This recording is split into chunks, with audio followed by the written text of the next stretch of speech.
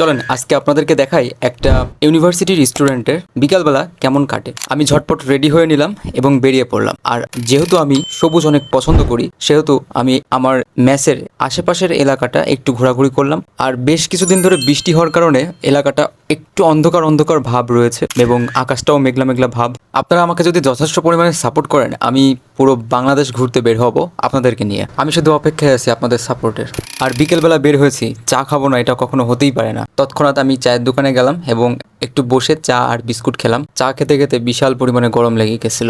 তারপরে আমার হঠাৎ মনে পড়লো আমার একটা ডিপার্টমেন্ট বই কিনতে হবে।